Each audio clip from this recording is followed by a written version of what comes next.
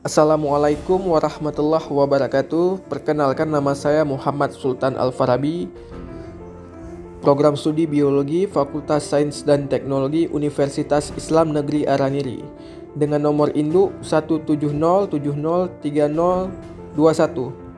Pada hari ini saya akan menjelaskan terkait dengan pemaparan di dalam web series ataupun seminar online yang dilakukan di YouTube BBRP2BKP. Dengan judul videonya adalah Marine Biotech Webinar Series yang kedua.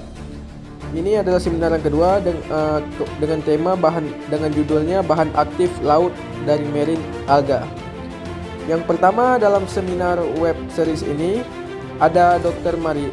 Maria yang menjelaskan terkait alga. Pada slide ini beliau menjelaskan dengan judul slide-nya Why Marine Alga. Jadi beliau menjelaskan terkait dengan keuntungan alga, kemudian cara hidup alga, dan juga manfaat alga itu sendiri. Kemudian yang kedua, Dr. Maria menjelaskan terkait dengan judul slide-nya, yaitu Seaweed Rediscovery.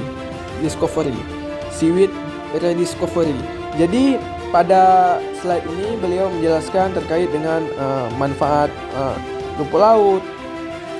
Setelah itu bisa dimanfaatkan sebagai kosmetik, sebagai bidang farmasi, dan juga hal-hal lainnya yang berhubungan dengan rumput laut.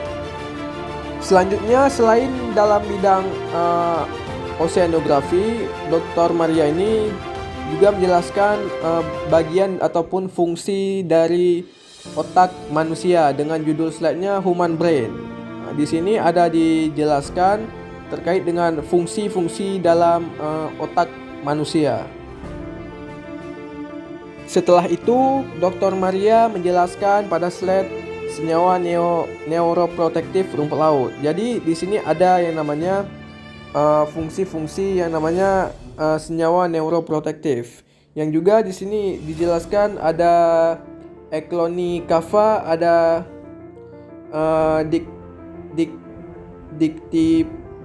Dictopteris undulate, Hypnea musciformis, dan juga bagian-bagian lain yang pada senyawa neuroprotektif rumput laut. Setelah itu, Dr. Maria menjelaskan pada slide senyawa neuroprotektif rumput laut. Jadi di sini ada yang namanya fungsi-fungsi yang namanya senyawa neuroprotektif. Yang juga di sini dijelaskan ada Eclonicava, ada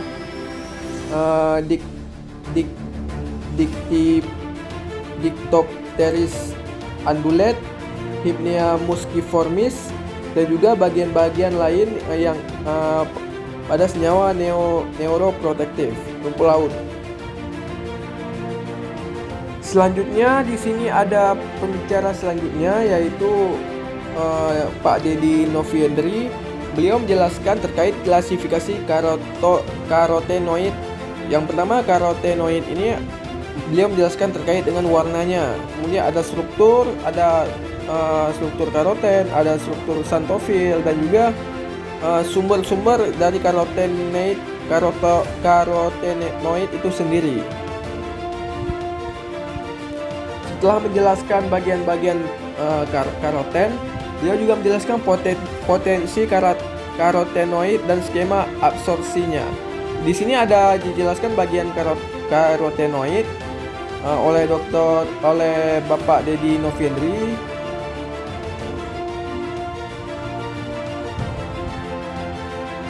Setelah menjelaskan bagian-bagian karoten, beliau juga menjelaskan potensi karotenoid dan skema absorpsinya. Di sini ada dijelaskan bagian karotenoid oleh Bapak Dedi Noviendri.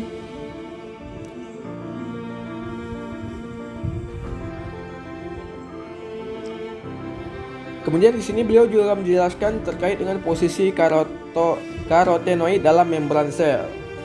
Di sini juga terlihat ada bagian-bagian dari sel makhluk hidup ya. Dan juga ada gambar yang menunjukkan bagian daripada membran sel yang mewakili xanthofil. Kemudian di sini ada juga mewakili karoten.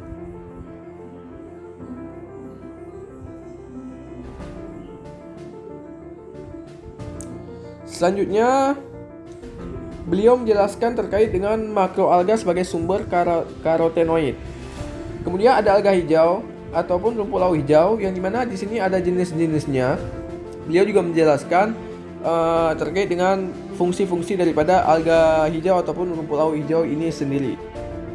Selanjutnya di sini ada yang namanya produksi rumput laut aquaculture 2014 di dunia. Jadi bisa kita melihat bahwasanya begitu signifikan produksi rumput laut aquaculture 2014 di dunia, yang dimana itu beragam jenis rumput laut itu tersebar di seluruh penjuru dunia yang bisa dimanfaatkan dalam bentuk dalam bentuk di bidang farmasi, dalam bentuk yang sangat bermanfaat tentunya, dan juga memiliki potensi terlebih di Indonesia yang memang wilayahnya itu wilayah yang luas lautnya itu lebih luas daripada daratan, dan juga tentunya bisa dimanfaatkan oleh rakyat Indonesia itu sendiri.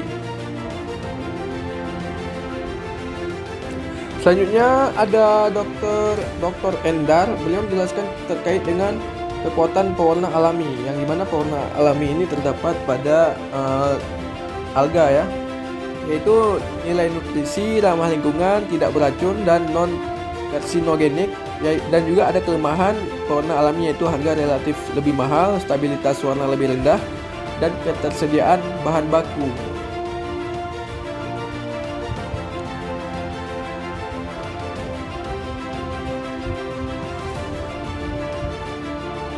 Dan juga beliau menjelaskan banyak produk terkait dengan pewarna alami ini.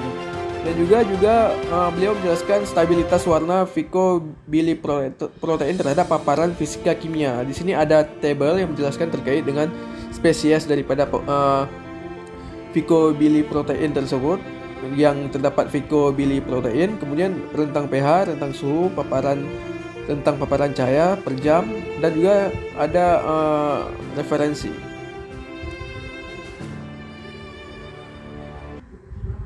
Mungkin itu saja sekilas yang saya tangkap daripada seminar web series ini. Jika ada kurang, saya mohon maaf. Wassalamualaikum warahmatullahi wabarakatuh.